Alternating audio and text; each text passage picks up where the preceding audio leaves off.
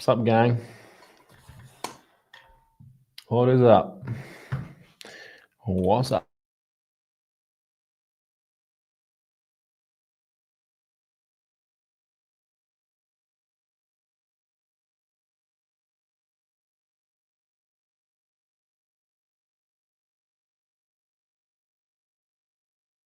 All right, guys, how are we doing? Welcome to the live stream on the 18th of November.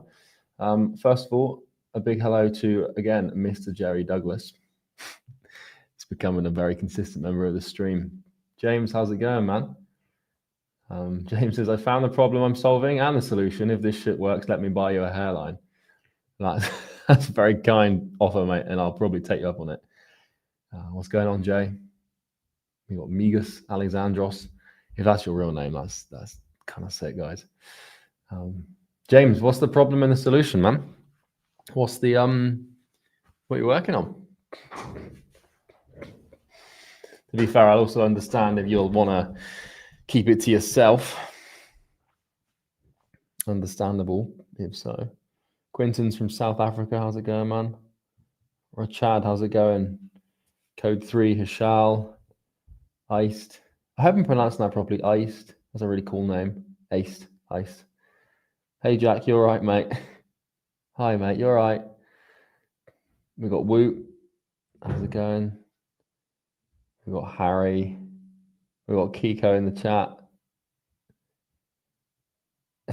Jack is in the chat. I remember Jack was asking a question. I think last time he's got like a tech shop selling broken chargers, which is interesting business model. James says I can't be telling these brokies me included. That's fair enough, mate. We got Joe. How's it going? How's it going, AJ? We've got Prashnath, Mehmet, Quinton, Daniel. First live here. How's it going, man? Good to see you here. Degenerate Realtors, Charlie, my boy. All right, guys. How are you all doing today? How's Tuesday, November the 18th treating everyone? We having a good day so far? Charlie, lad, you scared me yesterday. I stared at a mirror for 5 minutes. How did a stranger know I was shadowboxing my room at 3 a.m.? I know my avatar, mate. Don't you worry. We've got AJ. We've got Lean here. How's it going? Bilal, how's it going, man? Jerry, James, my day's good, man. Thank you. Christian, Abranav. Joe says the IA foundation is impossibly perfect. I appreciate that, man. Daniel says he's going to bust. Not sure what that means, although I hope it doesn't mean what I think he wants it to mean. And Lisa, how's it going? I've got Mark from Brighton. How's it going, man? Big Brighton. I was in Brighton a couple of months ago. It's very nice down there. You got nice pubs. Shame about the pier. Simon's 21 years old tomorrow. That's a big deal. Happy birthday, my friend. On a Wednesday of all days. Harry says, you're glad you moved back to the UK? Yeah, man, big time. I'm really happy. Sometimes I reminisce on Dubai and I think about like, you know, the house and the beach and the weather and stuff. And then I remember how unhappy I was there. You know, so I tend to correct myself pretty quickly. Radcab says, can you remove the hat? Sorry, mate, but absolutely not. Is Cloudflare being down hurting you? It's had some effects, but they're so peripheral that it's nothing drastic. So a little bit here and there, but nothing major. When the AWS servers went down, we had a bit of a problem with funnels and stuff, but yeah, it's all good. Daria says, why were you unhappy in Dubai? I didn't really have a social life. I didn't really have any friends there. I found relationships very difficult there, very isolated. It was very superficial. I knew I wasn't planning on living there for a long time. So, you know, I didn't really put any roots down, didn't really make any proper long time. I had friends there and I had a good group of friends there, but nothing felt particularly real. And I would say that the things that I needed to be happy and to keep my nervous system regulated were not easily integratable into my day-to-day life. And that led to me having to go on, you know, trips and traveling a lot and going home a lot. And it just fucked with my productivity and my routine. So, yeah. How's networking been now that you're a millionaire? I don't network at all, to be honest. I don't go to any networking events or any entrepreneur dinners. I just stay in my lane. And then the people that need to find me, and the people that I need to find, I find. You know, this is the great thing about having a brand, is by making content and by being like a influencer in a niche, you kind of can get behind any door, and there's no one that won't take your call. So you don't really need to have a network when you have a brand, which is why I think it's more important to focus on your brand. Networking events are just rough. I find them really boring. So if you have a brand, you have leverage. Everyone wants to be friends with you to a degree, or at least, you know, to be in your good books. Harry says you're not getting shafted by UK taxes. Yeah, I mean, depends how you define shafted. We're paying a lot of tax, but I don't really care too much about tax. One of my friends asked me once, he said, Charlie, if you're so confident you're going to be a billionaire, what's a few million a year in tax? And I couldn't really argue with that. So that's my logic.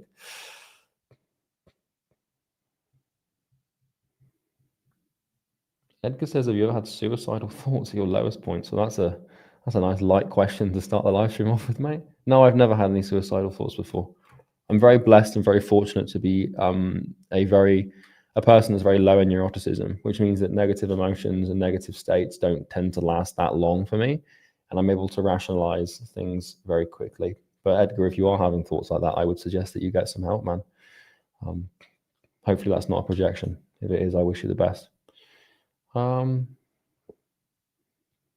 AK says, I'm in the first week of the content. I really like the way you created this course. That's good, man. Thank you. I appreciate that.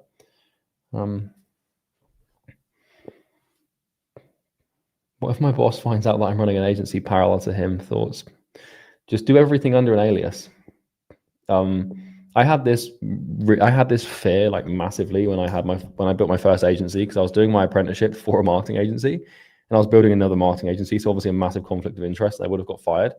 So like for the first time, I just used my first and middle name. I didn't have anything under my name. It was just like Charles Joseph. So there was nothing that they would have ever found. And I lived in constant fear that they'd like find out. But they never did. In hindsight, it was kind of, I shouldn't be worried about it, to be honest, but yeah. Harris says, do you have any vices? Honestly, just work. I don't drink heavily. I don't smoke regularly. I don't do any drugs. I don't watch anything pornographic. I don't play any video games. My vice is just work. I literally just work. So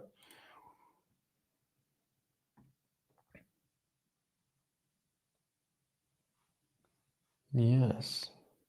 Right then, just gonna get some water and let's get into the questions. Thanks, Simon.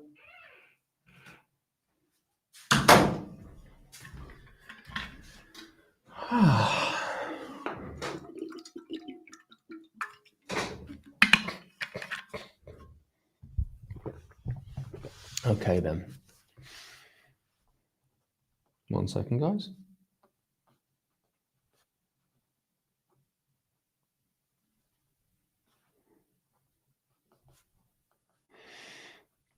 All right then. New water bottles every day. All right, guys. Well, let's have a look at some of these questions then and have a little gander. Someone says, Charlie, why don't you bulk up? Because the amount of energy that requires is really severe and would cost me a lot of money. I did the math once. Like if I made like 2 years ago when I was making like 400 grand a month, 500 grand a month. I did the math on this and I was like, if I tried to do like a proper bulk, it would probably cost me like 100K a month, just in like the loss of my brain power. Like the amount of like energy that it takes to do a bulk is mad. To do it properly. I did a 7,000 calorie a day bulk for like a month before, and it basically disabled me. Like I had to sleep for like 2 hours a day. So like now I'm just probably in a surplus of like 100 calories a day, and I'm gaining weight very slowly, but I'm also fucking shredded, to be honest. So there is that. And I don't really care about getting bigger. But yeah, 7,000 calories was too much. So anyways, right then. Question from Jamie here. First sales meeting, they hit me with, I don't currently need your website, so I don't know what to do. I sell websites and this lead was engaged. Your price is great. Ask onboarding questions like how hosting. Bigger error made, didn't push the sale after the objection. How should I handle this objection in the future? And should I follow up with that? Well, the question of like, I don't need a website, I'll let you know what to do. It's like, obviously she kind of, first of all, she doesn't need a new website. No one needs a new website. People need directly what the website gives them: leads, appointments, traffic, conversions, etc., etc. So you should never be selling websites. You should be selling an increase in business. And so the fact that she said that she doesn't need a new website indicates to me that you probably focused way too much during the sales call on selling her a new website instead of selling her the outcome of having a new website. Because if this phrase was, I don't currently need more leads, I'll let you know once I do, that doesn't really make any sense. She can't really make that argument. And so she uses the new website as sort of a proxy to get out of any commitment. So I would say that this objection probably shouldn't have even come up, probably, but it did come up because you were focused too much on selling websites, not services. So I would start there. We've got Ice Tip. Hope I'm pronouncing this correctly. Saying, how do we measure success in rather intangible areas? Yeah, this is a really fantastic question, because we've got lots of easy grow clients that we've done this for before, people that work in more holistic sort of, mindset coaching, etc., health coaching. So how would I say I coach certain groups in mindset and confidence, because that's their biggest pain? How can I have a measurable metric? This is where you become less focused on a tangible outcome and more focused on a tangible feeling. And so the only way to describe this is like, if you're coaching someone on how to become, let's say you're a speaking coach and you coach someone on I teach you how to become more articulate, and I teach you how to do public speaking, and I teach you how to close more deals through your speaking, whatever that might be. If you're doing that for sales reps, then obviously you can be tangible. I'll increase your commission check by 20%. But if you're just doing it for executives, it's not tangible. So what you do is you try and make the feeling they will feel after using your services the tangibility. So it's like, I will teach you how to do public speaking so that you can deliver a 20-minute speech without a teleprompter with so much confidence that you just remember it for the rest of your life. Or obviously that's off the top of my head, and I wouldn't actually use that as an example. But if you're teaching people how to I don't know, like mindset stuff, how to be calm, how to meditate, that sort of more holistic, like mental health approach. It could be like, I will coach you until you achieve a state where you're calm for at least 8 hours a day. Like it's trying to capture the feeling that they will feel as a result of doing that, and then making that tangible, and then having the promise centered around that. Now, obviously you can't really guarantee around that because it's so subjective and up to their interpretation, but typically in these niches, you don't necessarily need to have a tangible outcome-based guarantee, because it's impossible for you to actually deliver on it or track it, and people therefore will naturally expect that accordingly. So I hope that helps you in terms of how to position that. Yeah.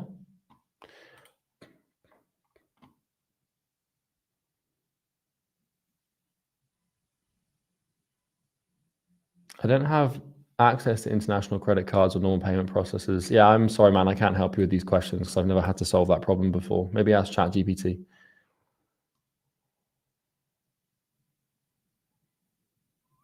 Hey, Charlie. Being in email marketing for e-com brands, but my sales process currently consists of 3 steps: discovery call, an audit in which I access the client's Klaviyo account to diagnose what's wrong and find a sales call. I practice well because some clients have no idea where they stand with their email marketing. Should I combine everything into a single call as you suggest in the sales module, or stick with my current structure? I don't know, man. It depends if it's working. If this sort of sales process is converting and working properly for you, then you should absolutely stick to it. If it's not working, then you can make a change. But it's a very niche specific sales question that I don't necessarily have a good answer for you. I would probably just do the audit on the sales call. So I wouldn't just send them a loom, because this is the thing, is you probably find a drop off here where like you do a discovery call and then you promise them an audit, and then you send them the audit, and then they might not reply to you, they might not show up for a sales call. But if you say, hey, I've done the audit, let's hop on a call to discuss it, then you can do the audit on the sales call. At which point you don't really need to do that much discovery on that sales call because you've already done a quick discovery call with them. So that's how I would do it. But if this is working, you should stick to it.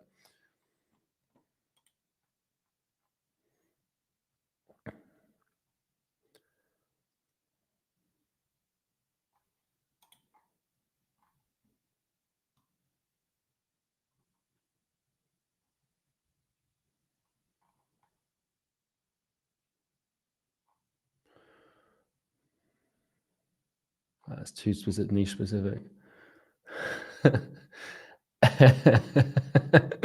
AJ again is asking a question which seems to be a theme. Who has the best hair in your mastermind?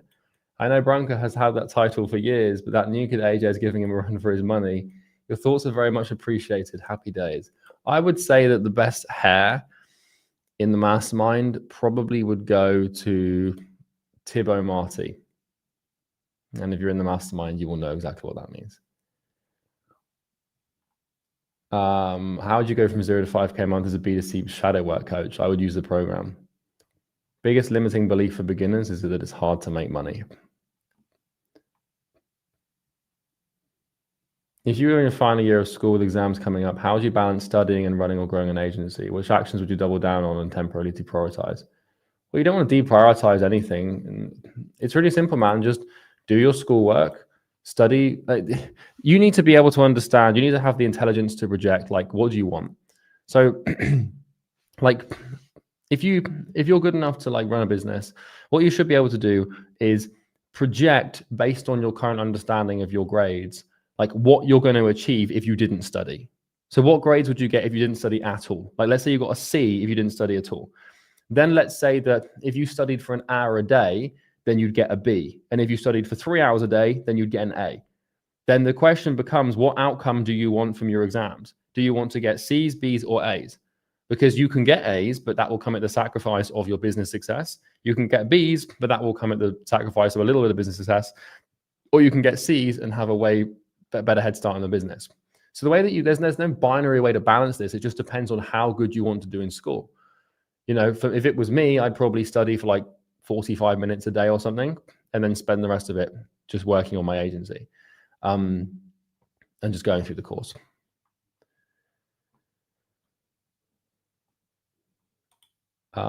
Steve says, how should I structure my school community for my clients? It should be built for the parents for sure. Because the parents are the ones that are buying. The parent is your client, right? So yeah, 100% that should be for the parents. It's a lovely niche, by the way. I really like that. I have lots of information and notes that I need to learn for my work. What's the best way to ingrain the notes in my head and learn them the fastest? You don't need to really learn or remember anything, man. You just need to know enough to do the action items. Don't worry about information retention. Just go through the course and do the action items I tell you to do them. And that's all you've got to do. And then if you forget something, you can go back and remember it again. You don't need to have a system to remember things. It's not a problem at all.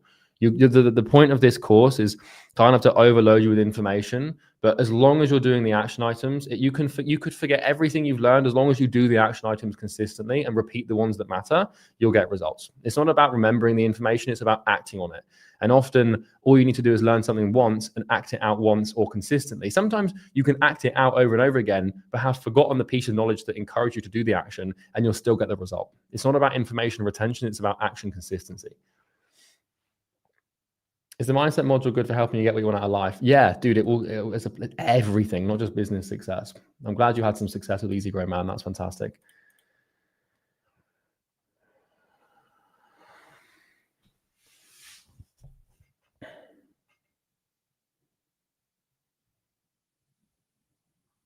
Cool. That's cool, man.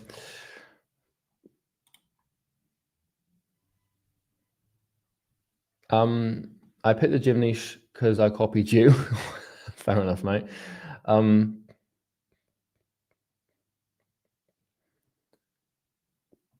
Dude, yeah, the gym niche is not saturated, man. Okay, let me give you some context here, right? Let me give you some real context. So Gym Launch makes $40 million a year, okay? And, you know, I know that their lifetime value on each client is probably something like, I don't know, $40,000, right? Which means, so Gym Launch makes 40 million a year. Let's say their average client is worth 40K, which is probably about right. What that means is that Gym Launch every year needs to sign 1,000 gyms, but they also upsell people, cross-sell people, the same people. So it doesn't matter. There's probably about 100,000 gyms in the space that you could work with. And what that means is that Gym Launch makes 40 million a year selling to 1% of the market every year. 1%. because if there's 100,000 gyms and they send 1,000 clients, they might make 40 or 50 million dollars. So the biggest business in your niche by a long country mile making $50 million a year is only serving 1% of your niche. So if you come in and serve 0.01% of your niche, you can make like 400K. Does that make sense? So you don't need to worry about competition because the market is so large, and it might seem like there's loads of players, but even the biggest players have 1% market cap. And even then, all of the gyms that buy from Gym Launch will buy from other people and buy from you and repeat and repeat and repeat. People love to buy shit, you know. A gym buying from Gym Launch, that doesn't immediately, it's not like the fucking sperm in the egg where they just solidify and they won't buy from anyone else. Like, you can get way more vendors in there as well. So it's a bit of a crude analogy, but you should stick to it.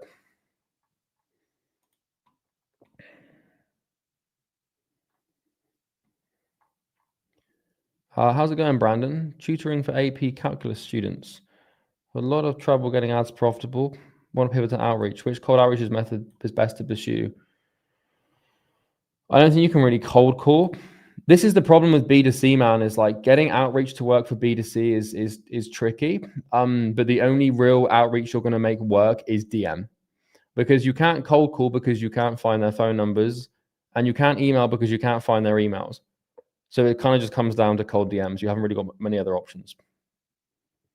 Do you think exercise is important for success? Yeah, I'd say so. How to find e-com owners' phone numbers for cold calling. There's a website called StoreLeads, storeleads.com, I think it is. I don't know if they give phone numbers or not though, but other than that, I'm not sure, I'm afraid. How do you know if the client you're going to work with is going to be a vampire client or one that is worth your time? I've worked with some very hard clients in the past and I want to avoid that. I wouldn't really worry too much about that, man, because you can always just fire a client. Sign everyone, and if in a month they're a nightmare, just refund them and kick them out.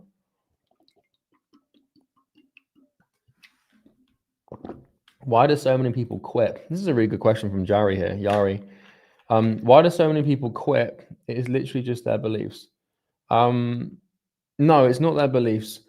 People quit because they can't handle the pain, or they quit because their expectations were too high. And so usually the reason someone quits is because they were expecting something to happen. It's not about necessarily giving up. It's just that they thought that they were going to be further ahead against a certain time frame, and then that time frame rolls around and they're not any closer to their goal. And if you cycle through that enough and enough, you just get discouraged. Quitting is like making the decision to quit is a very binary cutoff, but it usually builds over the course of like a year or two because people just keep having these ridiculously high expectations. That, and also it's fucking hard. Like it's a lot of pain. It's really difficult.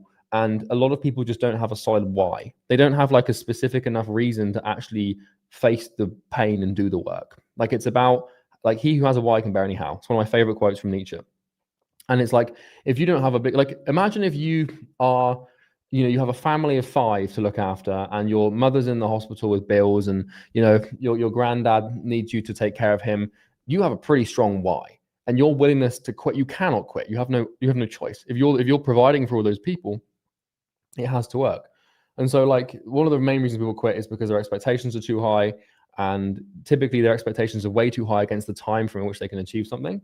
And they just have weak pain tolerances, and they don't have a strong enough why. That's why people quit, man. Advice to 15-year-old Charlie trying to make 10K, just do the course.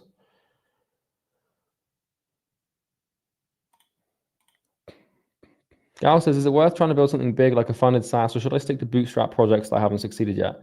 You should probably bootstrap it, man, because like, dude, the average like SaaS startup success rate is so low because the amount of talent that you need to have to make a startup SaaS work is huge. You need to be a fucking animal, like especially if you want to compete at a high level and really achieve success. But the reason that most software companies fail is because they run out of money, and that's because they don't have product market fit. Like, in order to make that work, you need to develop a product, then you need to know how to market and sell. And you might be able to get the product thing right, but if you don't know how to market and sell, then you're going to run out of money. So I would definitely suggest that you start specifically with an info business or an agency to build some cash and then learn some sort of soft skills around sales and marketing. And then you can crack on. How do you solve the problem of lead sourcing back in your done for you gym acquisition business? We just bought lists. I had like a person, like a full-time lead sourcer who I just paid like $2,000 a month to just go and source every single gym in the space.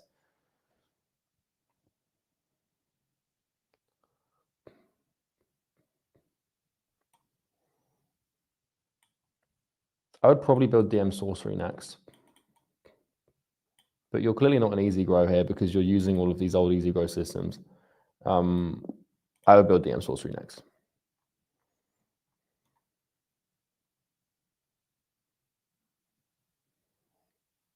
How did you conduct cold calls with prospects and overcome that fear of rejection? The only way you overcome the fear of rejection is just by doing the calls. Every call that you make where you face rejection will make you realize how little rejection actually matters. And after doing it, after being rejected like a couple of thousand times, you just won't fear it anymore. Like your brain, your nervous system it recognizes fear based on condition. And it's like, it like conditionally routes a stimuli to trigger an emotional response. So what that means is that if you've made 10,000 cold calls and you've been rejected 9,000 times, then your brain will now know and your nervous system will now know like, oh, there's no threat behind rejection because even though it's happened, nothing bad has happened. Like your brain is not stupid and it's pretty smart at figuring that out, if that makes sense. So yeah. Just 1 second, guys. I've got someone at the door. Bear with me.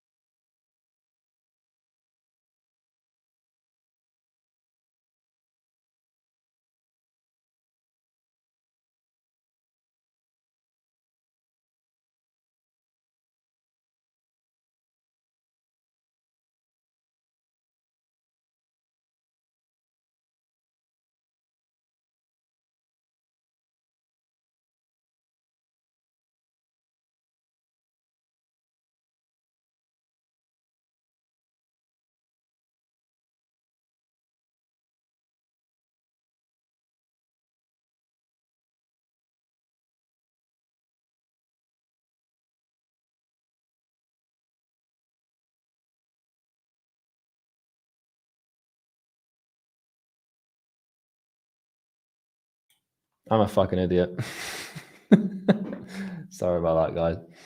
I am a fucking idiot. I was about to answer like probably 20 questions whilst muted. So it's a good fucking job that that was stupid of me. Whoops. Sorry about that, guys. I was literally about to just fucking continue. I was genuinely going to get locked into school for about 20 minutes there and just not listen to anyone. Oh dear. Anyway, Sebastian's question. That means you guys didn't hear this answer, did you? Did I answer that question before I fucked off to answer the door or not? This question here about getting rejected and stuff. Did you hear that? Did you hear that answer? Was that before or after I got up to leave? Okay, that's good. Okay, that's fine. We can go from here then. Yeah, Sebastian, answer basically, as I was saying, solve the most painful problem first, and you can honestly get to like 50K a month by just solving one problem. So I really wouldn't go anything beyond that, to be completely honest with you, man. It's not going to be necessary, particularly.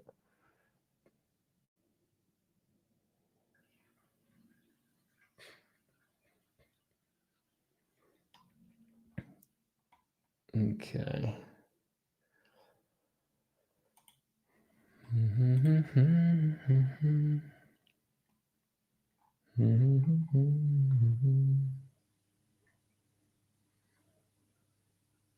DH says, hey man, I've been spending over 10 hours diving into content about solving my niche's problem, and I've even mapped out a full methodology for how I want to solve this.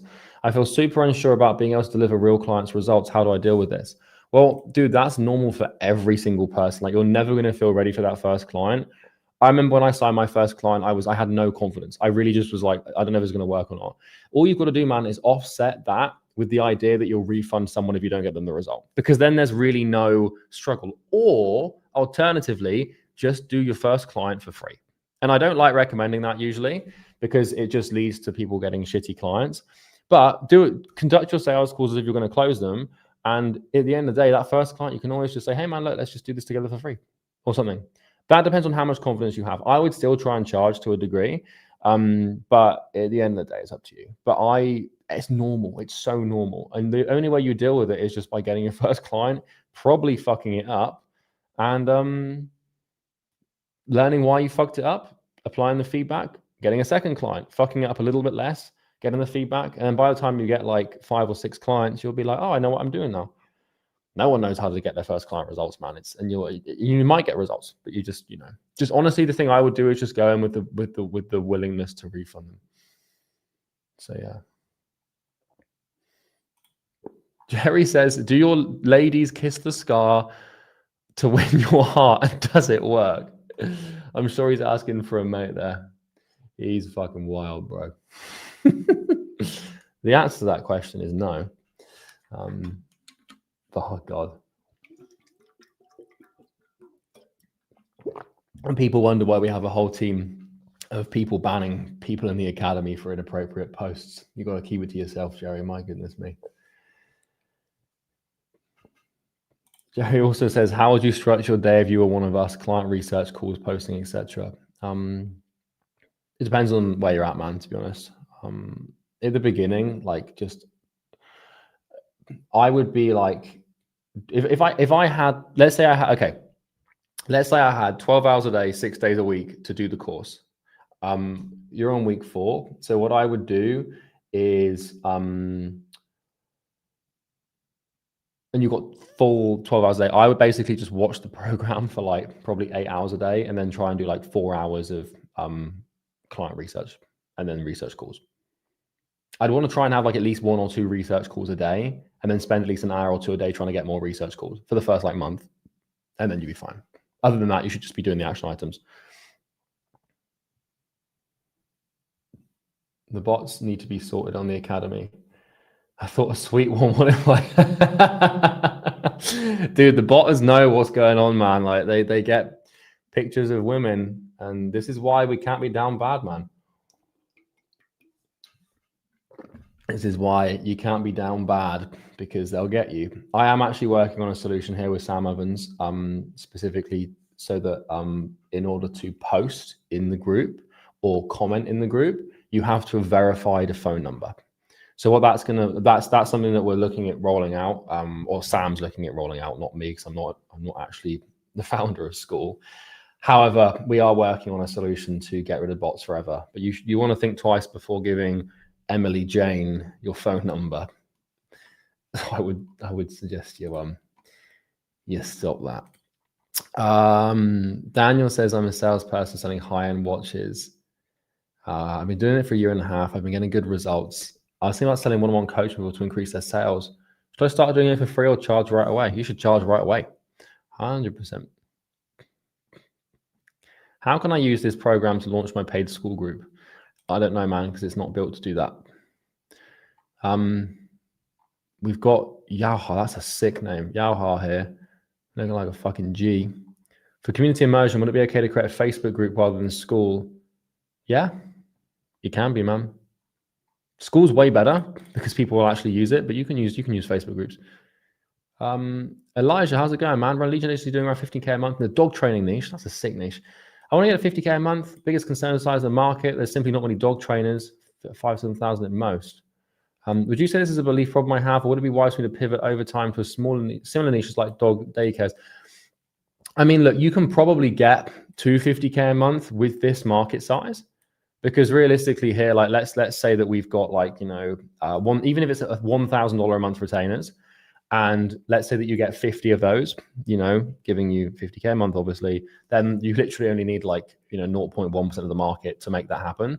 So you can get to 50K a month, maybe even 100K a month in a niche this size, but you're never going to scale beyond that. You're never going to be able to run ads effectively. Content's probably never going to pop off effectively. All your cold outreach methods are eventually going to run out of steam. So I would take this as far as you can, but once you sort of hit that cap where just scale just feels like you just can't go any further because you haven't got access to methods like ads or whatever, then branching out to here would be a good idea. But this is a beautiful, beautiful sort of niche here, man. I love that. Really cool, Elijah. Nice work. You'll see me in Easy Grow pretty soon. Appreciate what you're doing. Thank you, man. I look forward to seeing you in there, man. And I will remember your name and your rather handsome mugshot as well. So crack on, man. What's your favorite movie? From Stefan. My favorite movie is, that's a difficult question. I really like the Sicario movies. I also really like the Dune movies, and I really like Interstellar. I can't really give you like a favorite movie. I'm actually curious, what do you guys like? What are your favorite movies? I'm curious to see that in the chat. What's your favorite movies? If you can only watch one movie for the rest of your life, what would it be?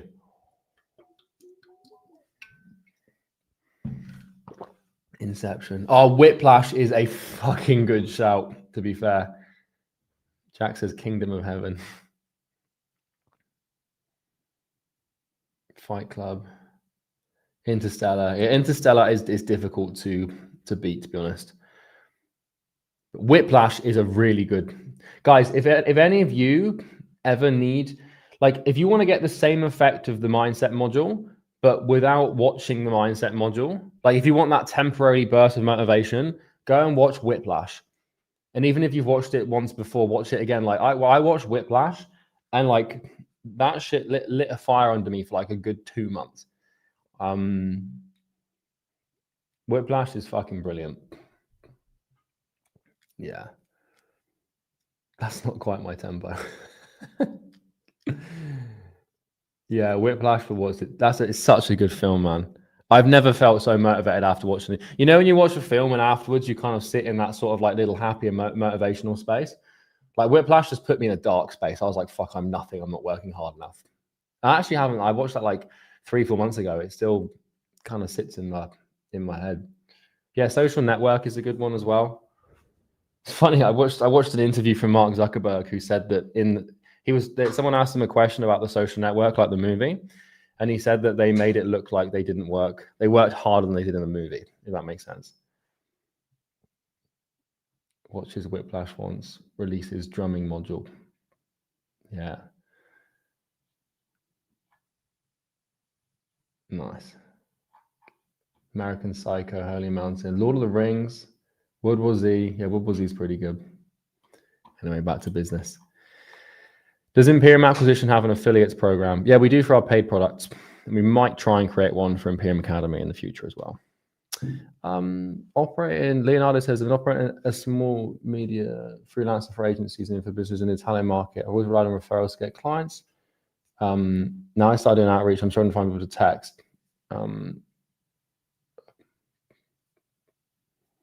Yeah, well, this is because you're in the Italian market, man. You're just like the way that you can solve that in order to find like 10 times more people is just go outside of Italy. Go to the UK, go to the US, go to Canada, and you'll be fine. But you can run ads, but it depends how much money. I wouldn't do that until you're at like multi-six figures, to be honest. Charlie, how do you have such a defined? I don't even know what that is. What's a mandibule? Jawline and hollow cheeks. It's just obviously plastic surgery, mate. I got in there with a little knife. What's a mandibule? I need to look this up.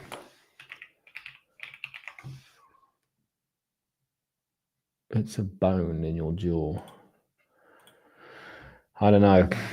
No specific protocol, I'm afraid. No mewing for me, boys.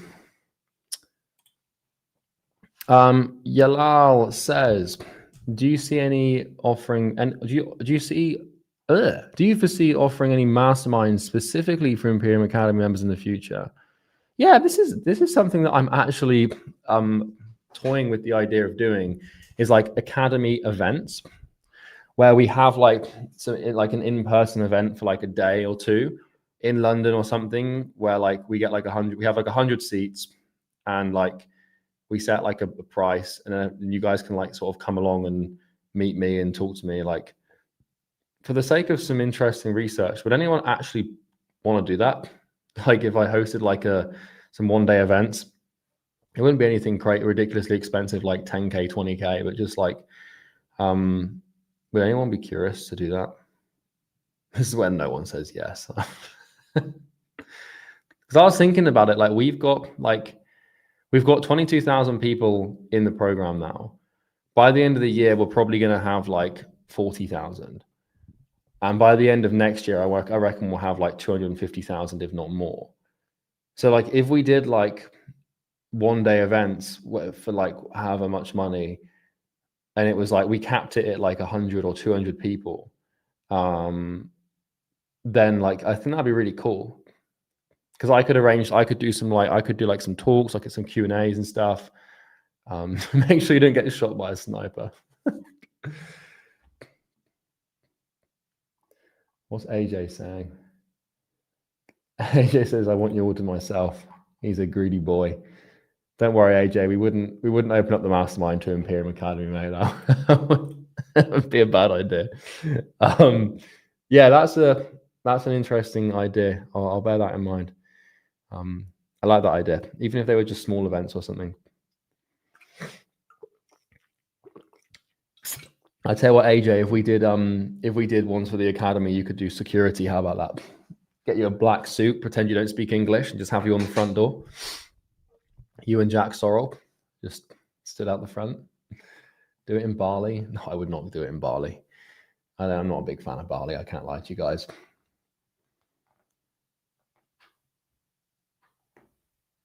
James says, how much are we talking? Will my benefits cover it? Come on.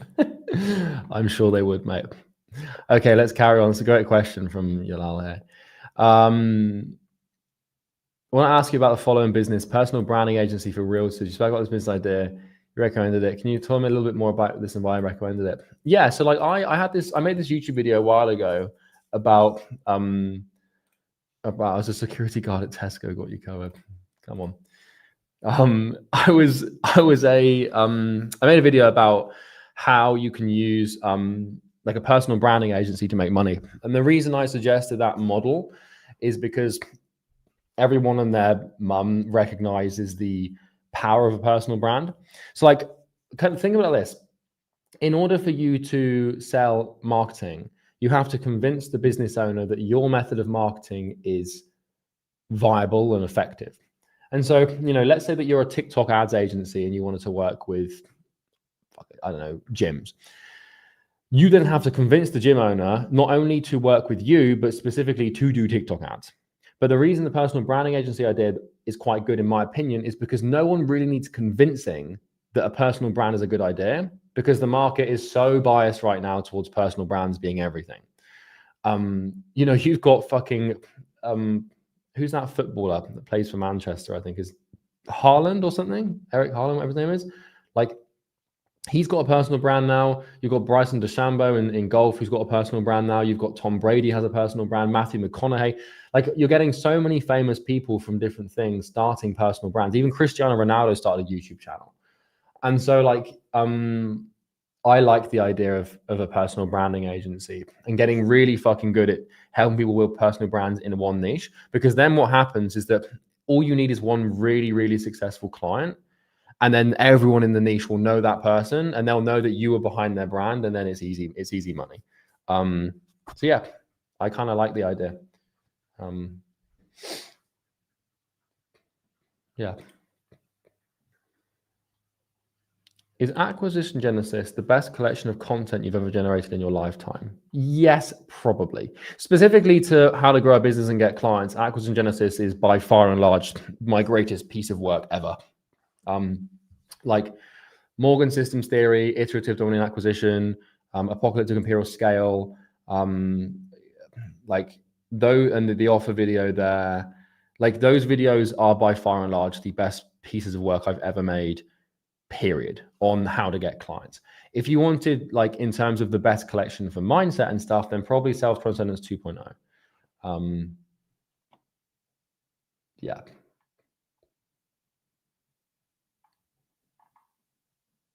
Yeah.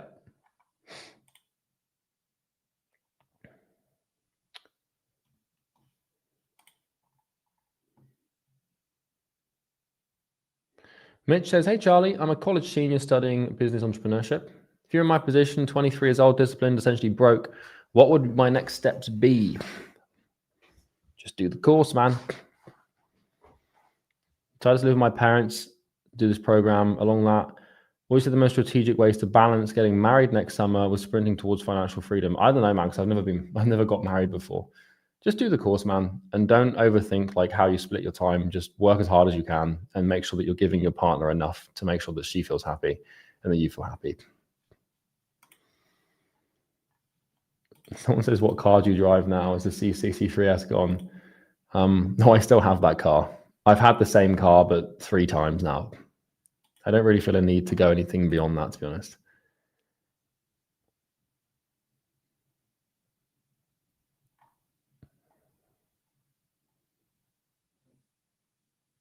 This is a good question from Pujan Shah. I hit 100K for my in-person personal training business in my 2nd year. I have a super hard time starting my online personal training business. In your opinion, are there any videos or action items I should skip or fast track to prioritize growth? My niche is biz trend. No, I wouldn't fast track anything, man. Even if you're already making 10K a month, I would go from the beginning, and I wouldn't be in that mindset of trying to rush this. Like, it's only going to take you like 6 weeks to go through. What I would do that properly. I'd go through it properly. Honestly, though, probably just buying Easy, bro. Or no, probably Acquisition Nirvana. Now that I think about it, because you need to turn it into an info business, really. So Acquisition Nirvana is probably going to be the thing that you need if you want to do it quickly. But then it's paid, and that's my fucking incentive. So it's up to you.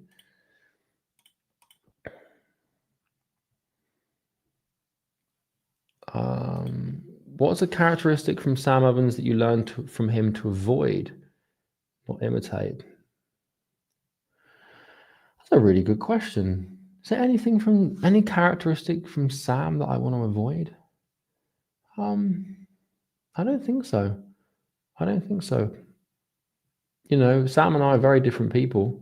You know, one thing that I've avoided is taking on like Sam's sort of more robotic personality. You know, that sort of like robot mode. But I know Sam not on much of a personal level, but I don't think there's anything in particular that I'd avoid. From thinking about it, like, no, I can't think of anything, which probably might not be a good thing, but.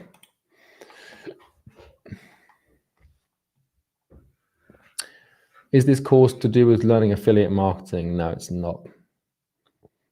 Is a 6.5% ABR good on inbound? We run, yeah, that's good. I like that. How do I break? I understand the steps, but I'm stuck because every niche either feels too broad, too random, or feels like, well, okay, I'm overthinking the niche selection process, and I've ended up exactly paralyzed like you expected to. I understand the steps, but I'm stuck because every niche feels too broad, too random, or something, or like something I know nothing about, which makes me feel like I'm not interested in it at all. How do I break out of this? You just pick the niche that scores highest on the test and stop feeling things. Like, I feel like the niche is too broad. I feel like the niche is too random. Just let the exercise make the decision for you. The whole purpose of that checklist is you just pick the niche that has the most boxes ticked.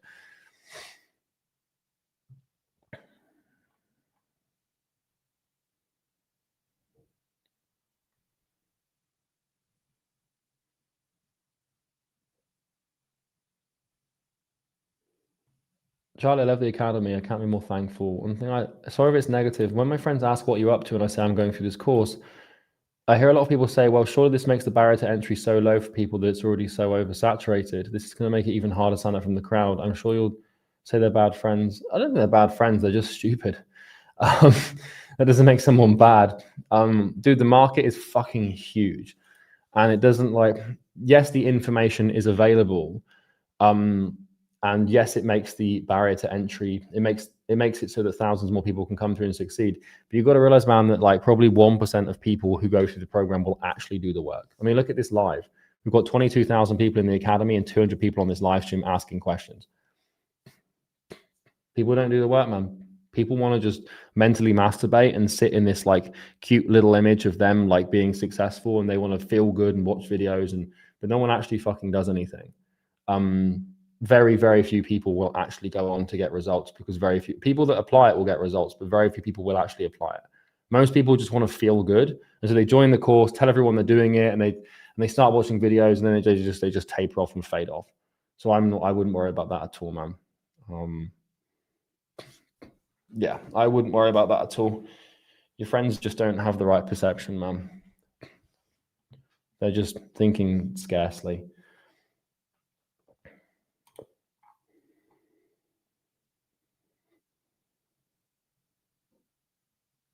Should I pause and study your course fully, or work my system and learn 1 to 2 hours a day? If your system is working, then you should do the latter. In the oscillatory life cycle, should I raise my floor even more if I still sometimes go back to old habits? Yeah, give it a couple of weeks, man. Give it a couple of weeks to settle, because it's you raise the floor, but you've only really raised the floor if you've done it for a couple of weeks, not just a day or two.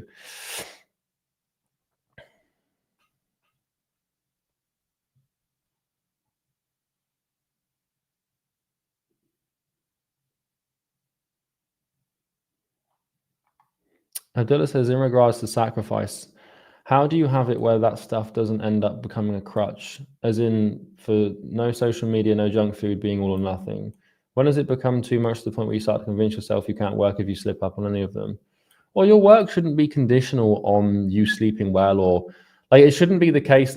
If you spend an hour on social media in the morning, you shouldn't be oh, I can't work today because I did that. It's not, that's stupid.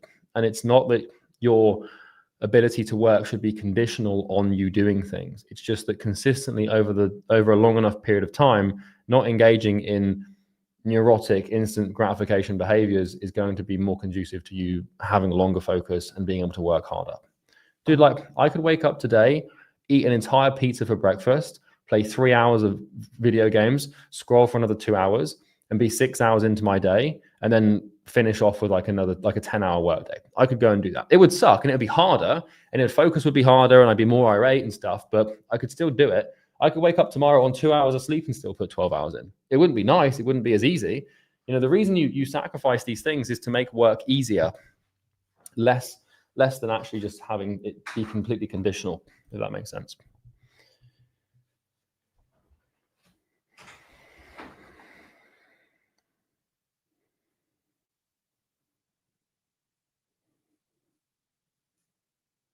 I run an online fitness coaching offer for ministry leaders in the US. That's sick. Using LinkedIn outreach. I've proven the offer and deliver a one-time setup fee. My constraint is now clarity. Should I focus on improving product or delivery by building a structured weekly video program to increase consistency? Would you recommend ignoring product updates and for now? Yeah, so the higher leverage thing at this stage is just getting more clients. Because you need to, if your product is getting people results and it's delivering results and it's delivering on the promise in which you've given people, then it's good enough. And sometimes products just need to be good enough. Now, if you want to get to 7 or 8 figures, you need a product that's better than good enough. But at the beginning, if it's just delivering the result and it's what people expect, then you should just 5x outreach and go on that instead.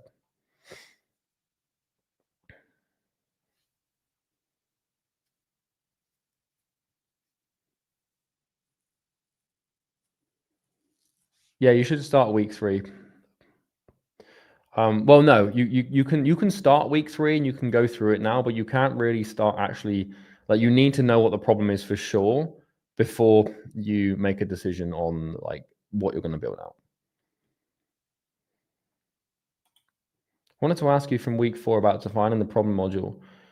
You said you need to do it yourself, so I did. But then I tried out ChatGPT and it gave me pretty much the same, if not more accurate and correct answers. So can I use ChatGPT or any other AI who's giving me much more correct and accurate answers? You can use ChatGPT, man, but this is why I don't like, you should only ever use ChatGPT to kind of like, you don't necessarily want to, like, what's the word I'm looking for here? You don't want to lean on it and rely on it to do your critical thinking for you, because it's wrong a lot. Just because it got something right once doesn't mean it's going to get something right forever, you know? So yeah.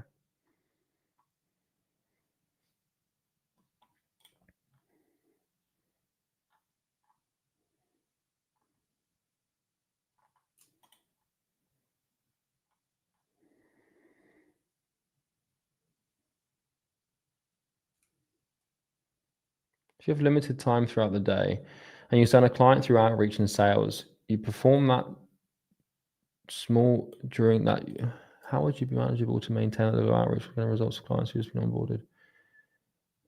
Just do the work, man. Like, I don't understand this question. Do as much outreach as you can and then deliver results. And when you're not delivering results, do outreach. Simple as that. My mentor told me to sell before building a course. What does he mean by that? Well, it just means that you want to pre-sell the course before you actually launch it, which means that you sell it for like 20% of the price before you actually launch it, basically.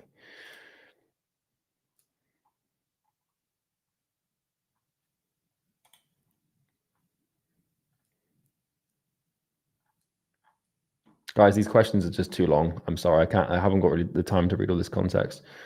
I want to operate in a new niche. How would you approach this view in my place? Would you record the videos again? Yeah, dude, if I wanted to like, so if I was Polish and wanted the English market and I sold a course, I would re-record the course in English, but then I would still have Polish ads in Polish and English ads in English.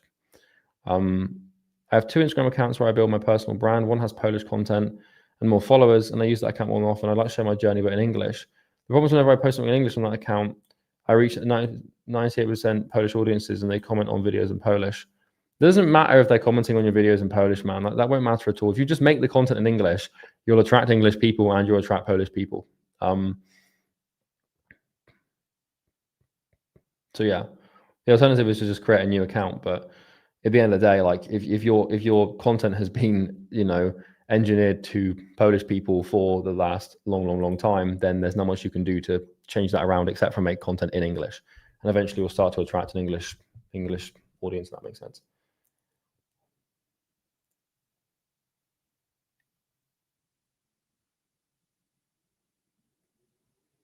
James says, I found my problem, my solution. Do you think I should still watch week 3? Well, yeah, because you need to know your methodology to actually execute on that solution.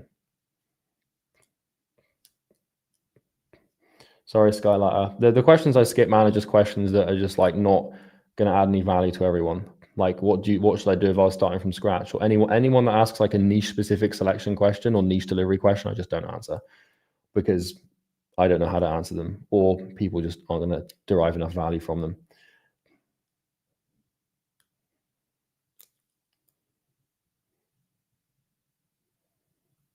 Is your course interesting to follow? I'm building a software development business where I source engineers for companies. Yeah, 100%. Talent, you can like recruiting and talent sourcing is a good idea. Micah says, what video was that for the personal branding agency? I think it's called 33 New Business Ideas with $1 million Potential. Skylighter says, can I ask it here? You can, but I'm not going to promise I answer it if I've already skipped over it. Best skill to learn immediately? Sales. What's the best book you've read? Discourses by Epictetus.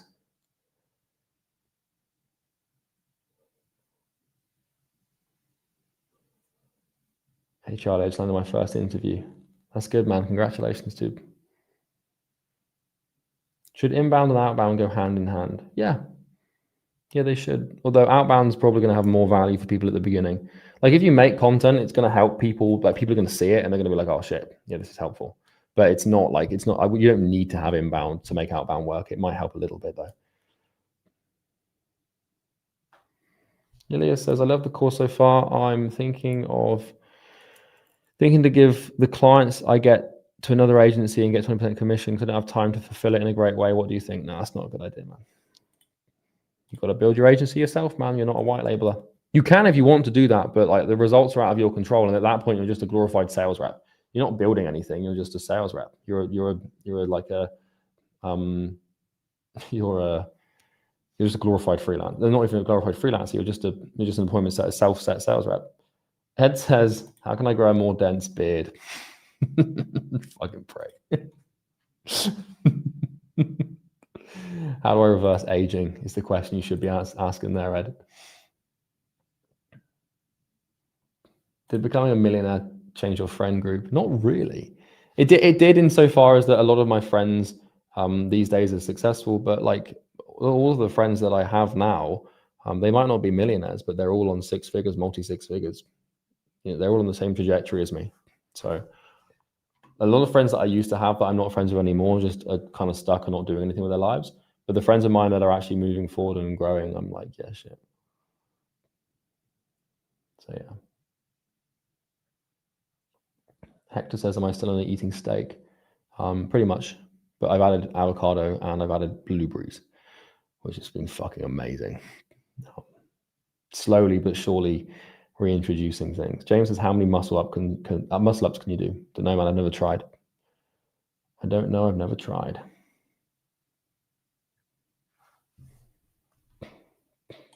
Skylighter says, I did 8 interviews with people in my niche, which was SaaS founders early stage. Most of them are struggling to make any money. Is this a good niche or should I change it? I don't know, man. This again is a niche specific question. I don't know. I can't give you an answer on that, I'm afraid. You've spoken to 8 people and they're early stage SaaS founders, which means they're startup entrepreneurs, probably pre-funding. So naturally they're not going to have much money, man. Would I pick that niche? Probably not. Does that mean it's a bad niche? No. So yeah. Charlie, if you hired a personal branding agency, it'll be most valuable to you. I want to know what high-level entrepreneurs see as most valuable. Probably like the ideation and the packaging. But like it would be about having the ideation in alignment with what I know to talk about. That's the difficult part. Is it's like most people who are like quite high, I wouldn't call myself a high-level entrepreneur. That's a hilarious statement to make about myself. But like most entrepreneurs at a high level, like multi-7 figures, they don't want to have to like study stuff and like do research for videos. They just want to basically fucking record. So if you can learn them and understand them and then give them videos and titles and thumbnails about stuff they know, then that's a big pain point solved.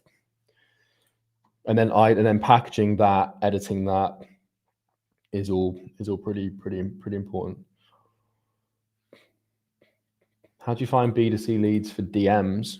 Facebook groups, probably. LinkedIn. Other than that, I do not know. Instagram account finding? I have no idea. Never done it before.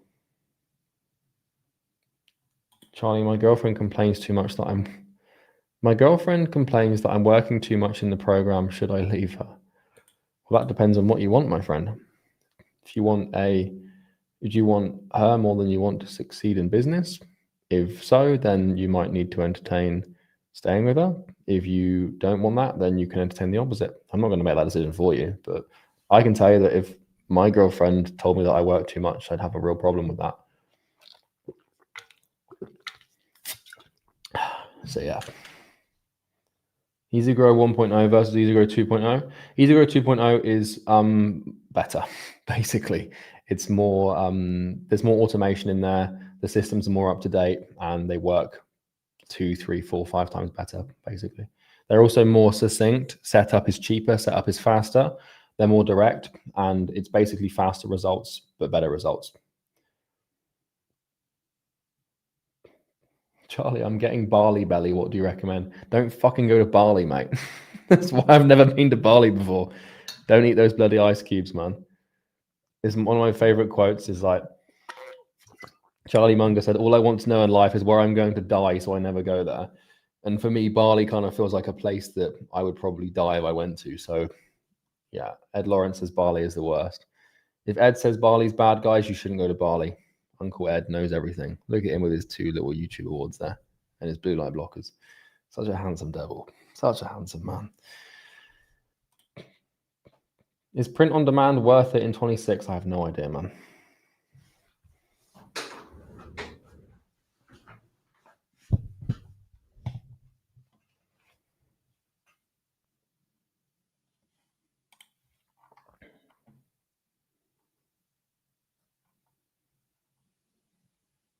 What if my boss finds that I'm building a similar agency? Yeah, so when I was building my first agency, whilst I was doing my apprenticeship, I actually didn't make content for this sphere.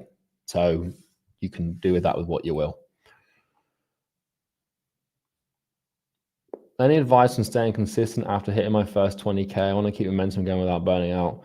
20K a month is nothing. Fuck all, man. It's nothing. It's fucking nothing. Stop seeing it. It's an achievement.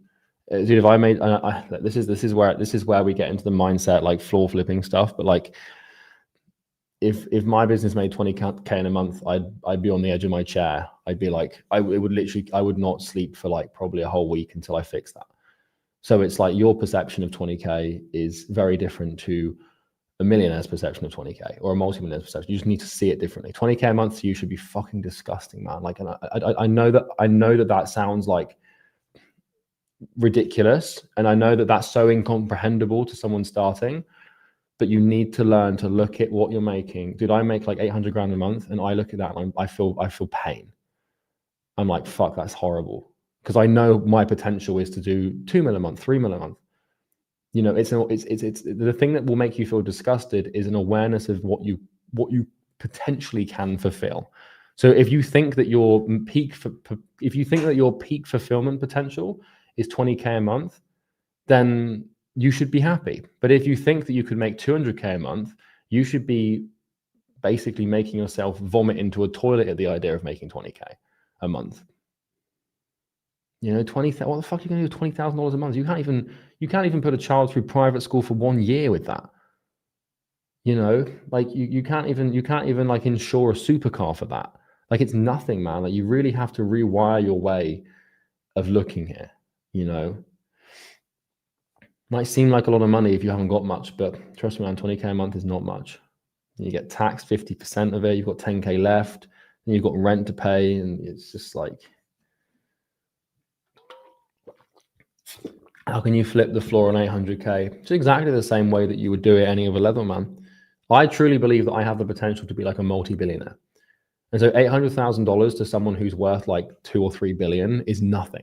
And so I need to start thinking like that to get there. Charlie, I'm bolding. Do I go to Turkey or Egg Max? That's fucking hilarious. Brendan, that is a funny thing, man. Egg Maxing. That's hilarious. That's up to you, man. I'm going to ride it out until I have to go bold, I think. Then I'll just wear hats for the rest of my life. How old are you right now? Edgar, I'm 27, man.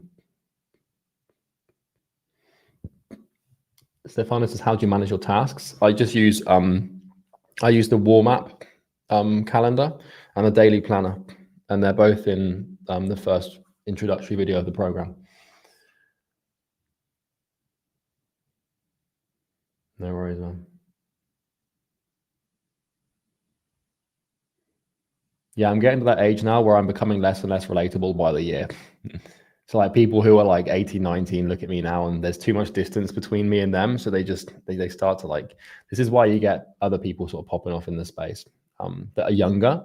It's kind of more impressive to make like 50K a month at 19 than it is to make 800K a month at 27. Do you know what I mean? It's like once you've been doing it for like 10 years, people like, they feel like you're removed from them, which means you lose that relatability aspect, and they sort of think like, oh, well, like, you know, he's been doing this for 10 years, so he's not like me, which means that he makes that much money because he's been doing it for 10 years. And that just happens with personal brands.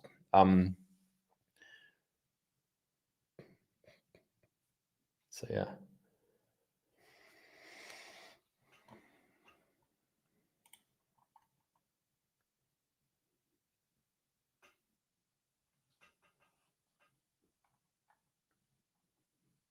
Yeah, cool. All right, guys. Well, look, I know I haven't got through many questions today, but I am going to run here because I've got more interviews. I'm doing job interviews at the moment. I did 15 of them today, and I've got more to do. I just need to drop the golf ball. I've got more to do this evening, which is always fun. So I hope you guys have enjoyed the live. I know it's a little bit of a shorter one than usual, but I look forward to seeing you guys back here in a few days. Take care, everybody. I love you all dearly. See you later, Ed. Can we all say goodbye to Ed Lawrence as well before he goes? Say bye-bye, Ed. Ed's one of our mastermind clients, by the way. Sometimes they come in here and grace you with their presence, like AJ as well. See you later, guys. Take care, everybody. I'll see you guys here back on Thursday, and I hope you all have a wonderful, wonderful day. And also, guys, any sales transcendence documents, pop them in the academy. I like looking at them. Every now and then I have a little scroll through the community and see another one of these sales transcendence documents, and they fucking make my day. So yeah, that is Ed the YouTuber Skylighter, Ed Lawrence. You heard it here first. All right, guys, you take care. See you soon. Bye.